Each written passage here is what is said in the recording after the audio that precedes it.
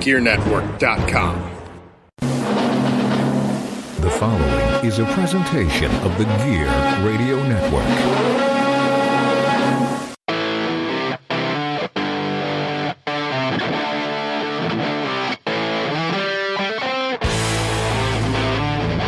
What's up, rock soldiers? This is Robbie Vegas back at you with another episode of the All Bets Are Off podcast. I'm extremely excited for today's interview. I'm sure that you guys are aware of why at this point.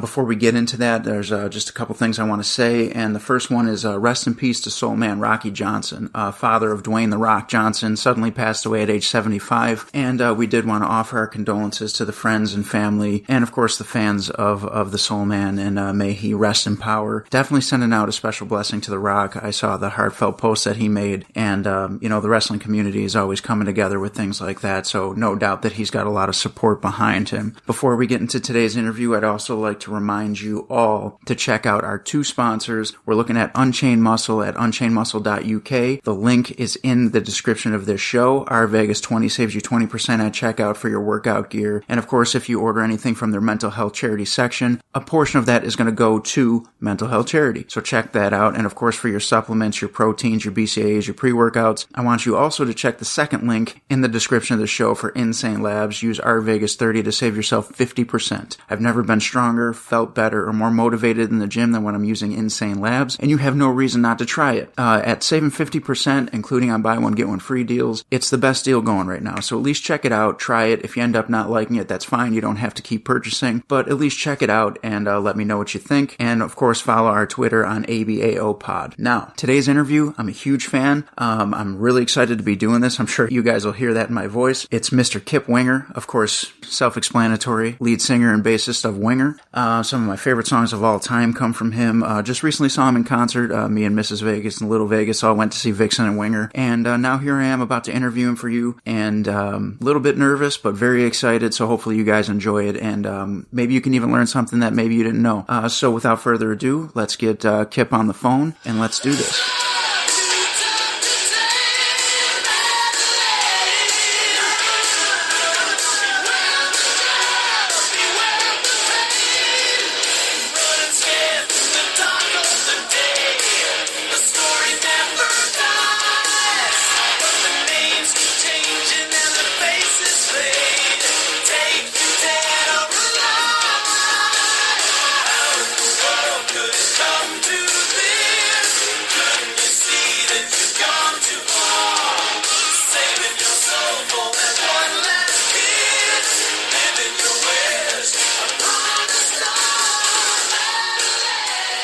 All right, Kip, so the first thing I want to do is just thank you for being here. I truly appreciate your time. I know you're very busy, so thank you very much.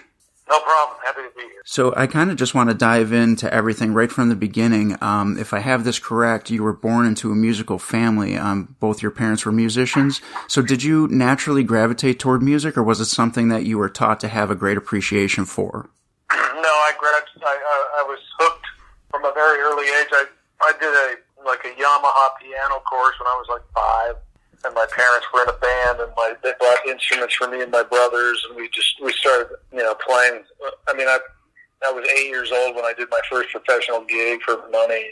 Oh wow! Not a lot of money, but I played the elementary school like $30 or something. But I've been in it 100% since then, pretty much. Okay, so bass was not your first instrument then? Yeah, piano, but I mean, I gave it up early and switched to bass. And then I went back to it later. So I've been, yeah, you're right. Actually, piano was the first thing I was exposed to. Okay, very cool. And you mentioned your brothers too, and you formed a band called Blackwood Creek with your brothers. How old were you when you started to do that? Yeah, so that was the first thing I did was with my brothers. But we went through several name incarnations, but Blackwood Creek was the main thing. And, it was pretty steady with my brothers from the time I was about 8 until I was about 20. Oh, wow. Okay. So, yeah, we stayed together for a long time. There was another kid from the neighborhood, Peter Fletcher, who's actually... The band was 4-piece with my brother Nate and Paul and Peter Fletcher, and then Paul left for a while, and we were me and Nate and Fletcher, and then Paul came back, and we were 4-piece, and then, and then Fletcher left, and it was me and my brothers, kind of, as how when you're kids, you just kind of figure it out. But some incarnation of that. The Blackwood Creek album is Nate and Fletcher and me.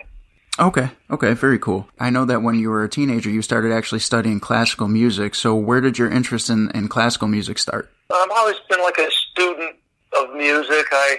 It's ironic because I dropped out of high school at 15, got a GED, was very busy playing gigs with my brothers, but I was interested in learning classical guitar, so I kind of got hooked on Baroque music, and I practiced 5 hours a day and all that. I was really into, I wanted to learn how to be a better musician, and I really had an ear for that.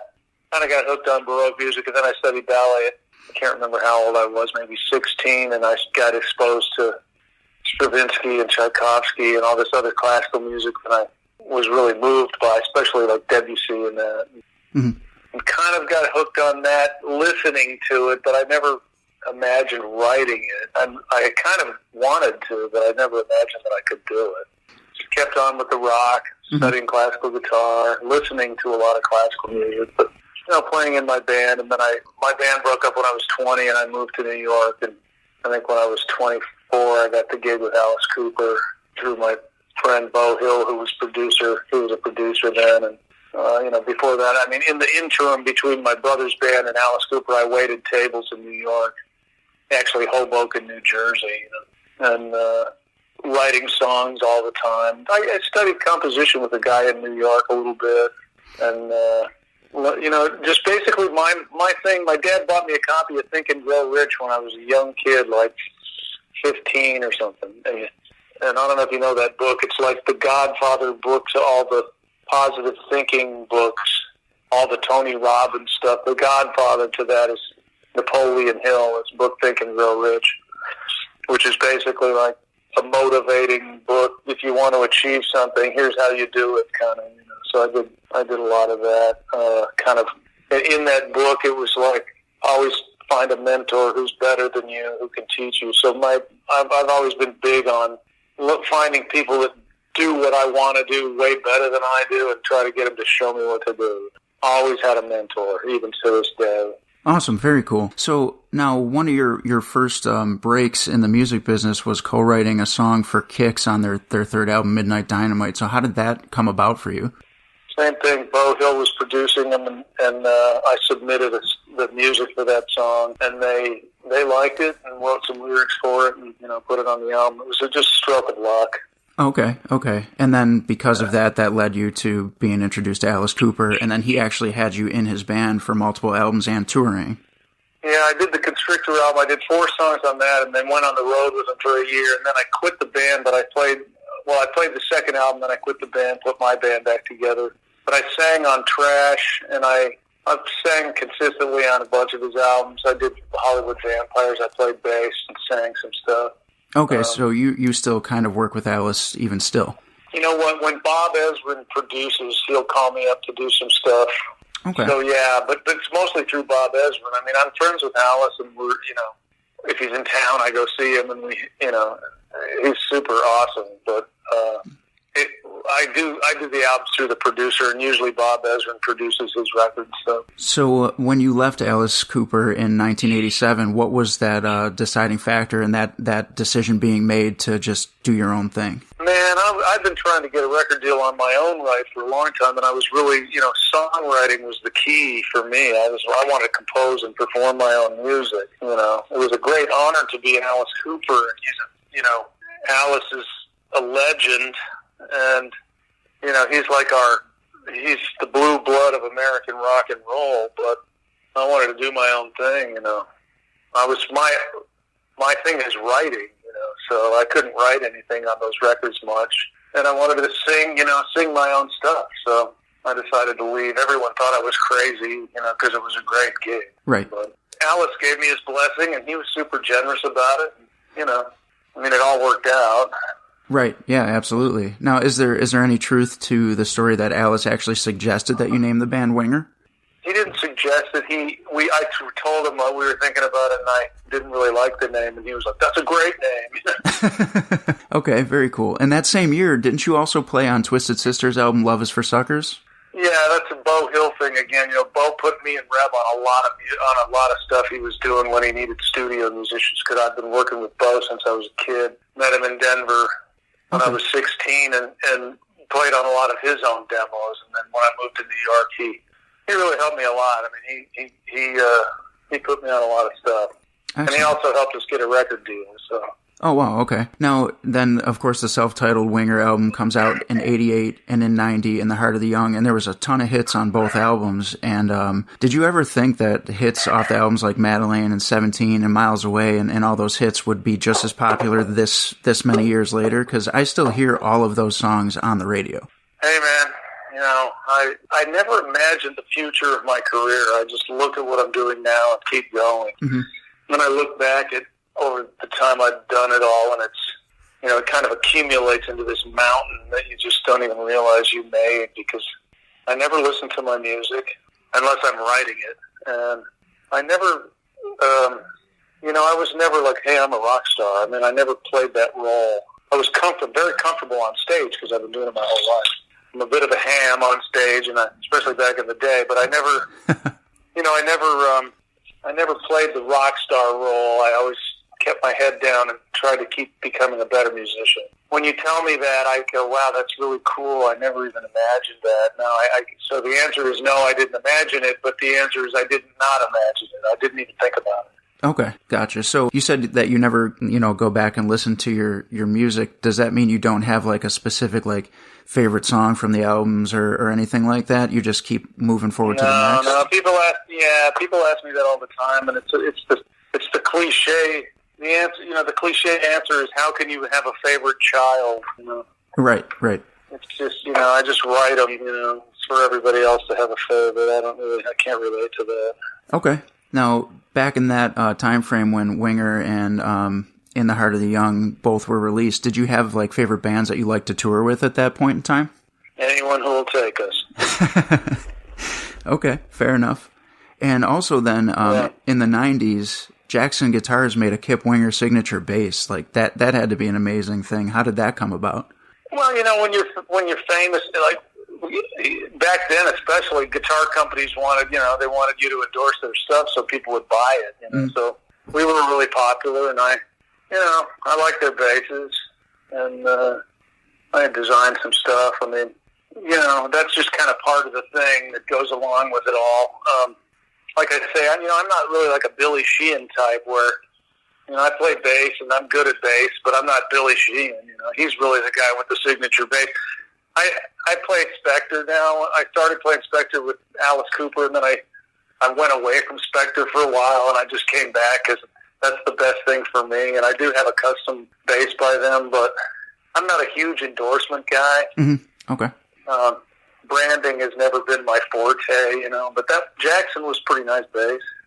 Okay, very cool. And then, of course, in 93, you release Pull with Winger, and awesome single, Down Incognito. And then shortly after, you kind of moved on to your solo career. So what was the decision-making behind that? Well, grunge had hit the music industry, and the 80s bands were finished. You couldn't get a gig, man. I mean, you know, there was nowhere for us to play. So everybody we took a hiatus, went our separate ways, and I had long been wanting to do a solo album, because before the band, I was really into bands like Peter Gabriel and that kind of thing. Yeah. And I had like a solo, like a kind of a solo genre in me that had been developing for years before Winger. Okay. And I kind of wanted to, you know, do that, and it was a good time to do it because, you know, we couldn't get a gig. So the time, you know, Nirvana came in, all the bands like us were out, and so I kind of took the opportunity to reinvent how I approached music and completely threw out everything I'd done before and started over. Okay. Awesome. And tried to develop kind of my own solo voice, completely separate from Winger. Right. And you do have, what is it, six solo album releases, I believe? And no, four solo albums and one classical. Okay. And now, there is a song I do want to ask you about. It's from your solo record, From the Moon to the Sun. There's a song, Pages and Pages, that I just absolutely love, and I just wanted to know what was the inspiration behind that song. Man, I'm I'm writing to myself. Very autobiographical. Okay. And I think a lot of people can relate to it because you go through life and you kind of get caught up in stuff that you don't necessarily, you're not completely behind. And, I took inspiration from other people that I knew, but a lot of it was autobiographical. Got it. Okay. That song, I just recently saw you with Vixen, and you were playing solo, and I had my 9-year-old son with me and my girlfriend, and that song, after you played it, my son looks at me and says, I really want to play the piano. And I just wanted to share that story. Yeah, he's 9 years old, and all he wanted for Christmas was a Winger t-shirt this year. So I just wanted to share that with you. He absolutely loved that show. Oh, that's really nice. I appreciate that. All right. Well, that's what it's. There you go. So that's good enough for me to fulfill my life. If somebody, that's what music is. That's the power of music, right there. Oh, it was incredible, and I was sucked into that song when you were performing it too. So I just had to ask about that one specifically. I just loved had you heard it before the concert? I have, yeah. Yes.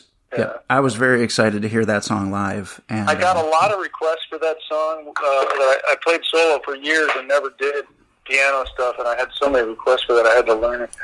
I appreciate that.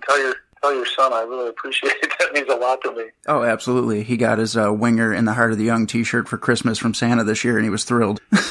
Cool. Just so you know, it's still going down. 9 years old. He's a big Winger fan. That's amazing. So I also wanted to ask you about the C.F. Kip Winger conversations with, is it pronounced Nijinsky? Nijinsky, yeah. The ballet dancer. Yes, and that received a Grammy nomination for Best Classical Contemporary Composition at the 59th Grammy Awards. So did you set that goal to go out and do that, or was that just kind of like, wow, that came out of nowhere kind of situation?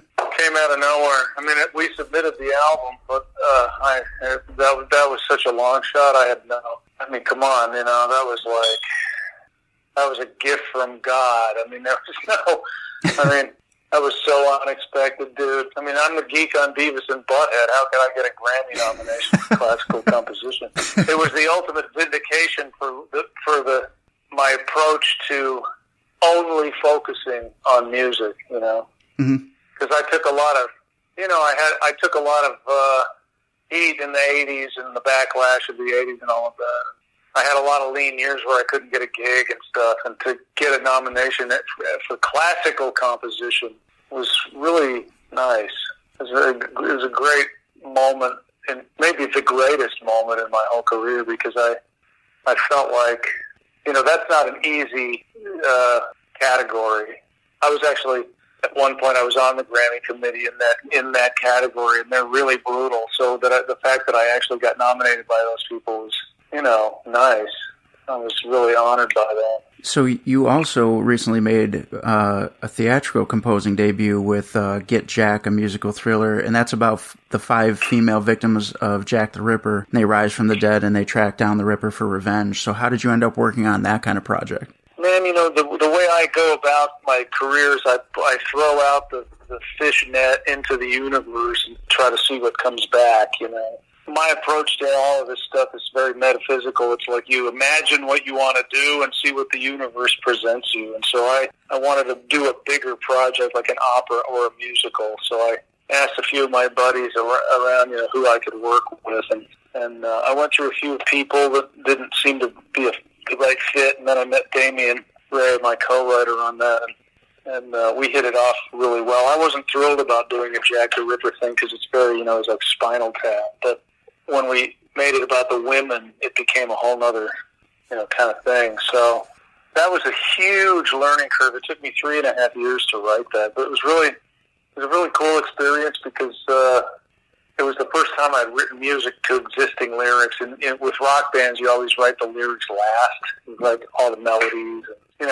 Everything comes after the music. You write a cool riff and then write all the words or something. But Damien had written the book and the lyrics, and I took the lyrics and then wrote music to them. And maybe I tweaked a few here and there, but for the most part, the lyrics were done. So it was a really cool way to work. I found it really liberating, actually. And also musical theater, as grueling as it is, and that I don't know if I'll do it again, it's really the best place for me to put all of my skill set. Everything in my wheelhouse could be in a musical theater setting. So classical and rock and pop and all of that together in one genre. It serves my skill set really well. The problem with it is, man, it's like in that world, like it's never done. It's like, hey, we need to have a song for this one scene, and like 5 years later, you're still writing songs for it. It's kind of amazing. To them, it's like no big deal, but for me, guys that come from the music side, it's like, when's this thing going to be done? Which is never.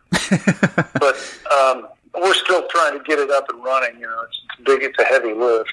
All right, excellent. So now, in the midst of all this, you're doing the classical compositions, you're doing the theatrical composing, but Winger actually reunited in 2006, and you released 3 more albums with Winger since then. Now, my question is, now that you have Winger back, you're still doing the solo stuff, do you have a preference over, playing with Winger or doing all of the other things that you have your hands in? Or is it just kind of equal, whatever you have time for? No, my for lack of overusing the word wheelhouse, my wheelhouse boils down to Winger, Kip Winger, and my classical stuff. So there's like 3 categories, in the musical theater thing. Mm-hmm. So I won't be reaching beyond that. I'm gonna, if anything, I'm gonna pull further back in. I'm working. I'm 4 songs into a new solo album, and Reb and I started writing a new Winger album. Oh wow! Okay. And I'm currently. I just finished a commission for Nashville Symphony for my Symphony No. 1 because I'll be making an album with them. So basically, my big problem is time management. Trying to get how do I get it all done. Yeah, you seem like the busiest man in music. I don't know about that, but I'm, trying to juggle the 3 things because I don't have deadlines for the rock and I have a deadline for my symphony, but there's no deadline on the Winger stuff. But I kind of try to push myself to get it done. So it's been 5 years since a Winger album. So but that's I took 3.5 years on Get Jack. So basically, I just keep pushing, man. Keep trying to. I'm quite excited, actually, to get back to my solo thing because that's the most free. I can do anything I want in the solo realm. Everything else has kind of a format, and the solo thing, doesn't really have a format. And I've got some really nice material for it too. So I don't know when I'll be done with it, but trying to make it happen. Do you have any kind of title for it in the works just yet? I don't. Okay. I did want to ask you also about, you appeared on a TV show called Rock and Roll Fantasy Camp where fans got to be in a band with, their favorite rock stars. How did you end up on that, and how was that experience? Rock Camp is a blast. David Fishoff, the guy that runs it's, fun guy. Kelly Keagy from Night Ranger originally got me into that, and I did Rock Camp about 8 years. Oh, wow. Okay. And, I got into it I don't know, maybe 2004, and David asked me to be on the TV show, which was nice, and we did that. But mostly Rock Camp is just a thing where it's happening nonstop. You can go on their website and you can see at rockandrollfantasycamp.com. You can see they do a couple camps a year, maybe 3 camps a year, and it's really, really fun, and it's life changing. Actually, it's one of these kind of things where you make lifetime friends. It's really, really amazing. Okay, very cool. Now, we talked about how you're working on a new Winger album currently with Reb, and I was wondering, is there any plans right now for Winger to go on tour as a full band anytime soon? Well, Reb's doing Whitesnake, so we do it on the off time because when they finish, we go out. So I'm trying to schedule the album to be kind of at the time when he'll come out of that, and we'll go out on the road with Winger. And it's a difficult juggling. Well, my goal ultimately in the next few years is to get Reb to come back and really do Winger like full time. Excellent. Okay, very cool. And you've known him pretty much from the beginning. Is that because you were both being used as studio musicians? Is that how you came together? Yeah, and Reb and I are really close. The thing that everyone should know about our band is that we really dig each other. We're best friends. So there's never a bad vibe about like, let's get together and tour because we need money. Never that. It's always like, I miss you guys. Let's go jam. and I get to be on stage with those guys and turn around and look at Rod playing drums and like kind of pinch myself because I'm on stage with, when Reb blows into the solo from Headed for Heartbreak, every single night I'm like, oh my God, this is amazing. Yeah, I've seen you guys live, and that's an incredible part of the show. It's unbelievable, man. I mean, just for me to be on stage with those guys, it's unbelievable. I was actually hoping that Winger was going to be the fourth band of the Motley Crue, Poison, Def Leppard tour, actually. I was really hanging on that it was going to be you guys. Was there ever any talks about that happening? No, God, no. No way. I mean, I'd love it. It'd be amazing. No. Okay. So before we wrap this up, because I don't want to take up too much of your time, of course, because I know you're busy, and I thank you for doing this. Not a problem. Any upcoming social media or upcoming tours, albums, any social media that you want to tell people about, or any other projects to like plug on the show? I want you to take this time to just talk about anything that you want to, put out there for people to check out, where they could find you and things like that. So this is kind of your time to just talk about anything you want to promote. Well, I'm doing an Australian tour. I'm going there for the first time, solo acoustic with my percussionist in March. That's going to be great because the last time I played Australia with Winger was, I think, 2006. And so I'm doing 6 dates in Australia, 1 date in New Zealand, in Auckland on the 5th of March. And I play the 6th of March in New Zealand, the 8th of March for the Melodic Rock Festival in Melbourne, and then I'm doing 5 other shows in Australia. That'll be a blast. I haven't been there in a long time. I've got Ghosts, the ballet that I did, is being performed in Austin on Valentine's Day that weekend, 3 performances, and the Monsters of Rock tour's coming up with Winger. We're one of the headline bands on that, coming up in February. That's cool. And for anybody interested in my classical stuff, the Ghost, the ballet in February, Valentine's Day, and then next September will be the premiere of my Symphony No. 1 with Nashville Symphony. All right, excellent, very cool. And where can we find you on social media? KipWinger.com, Kip Winger Facebook, Instagram, at Kip Winger, Twitter, all that stuff. And please, if you're out there listening and you haven't liked us, then please definitely do that. We like to see what everyone's saying. All right, awesome. And my final question, I guess, would be: I asked you earlier what bands you like to play with back when your original Winger album and In the Heart of the Young were released. Is there any bands that you prefer to play with now, or any bands that you'd still like to tour with that you maybe haven't yet, or would just like to do it again? Man, all the bands I'm friends with, and we're kind of like, it's kind of like a high school reunion when we get together. So I'll share the stage with anyone, man. So I don't really have any favorite bands that way. The bands that I get to tour with, it's always a blast, and I'm always lucky to be there. All right, very cool. Well, that about wraps up everything on my end. So again, thank you. I truly appreciate it. Been a huge fan for as long as I can remember, and it meant a lot to me to be able to talk to you today. So thank you very much. Thank you, man, for having me, and I appreciate your time.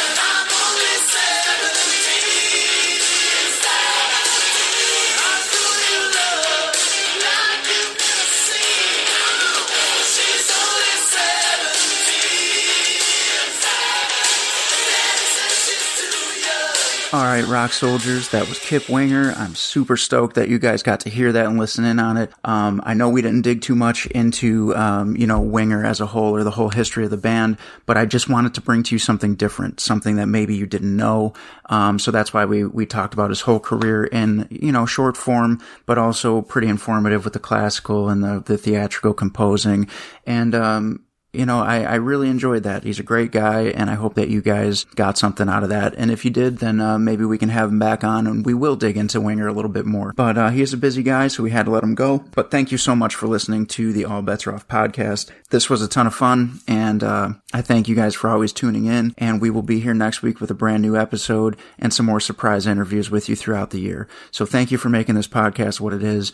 You guys are the reason why we keep stepping our game up and getting better and better guests. So keep on listening. Follow us on Twitter, ABAOpod, and of course follow us on Spotify, follow us on Apple, iTunes, Apple Music, however you listen to this, and rate the show, subscribe to the show. The more ratings we get, the more subscriptions we get, the better guests we can have, the better sponsors we'll have. So thank you for getting us here, and we'll catch you next time.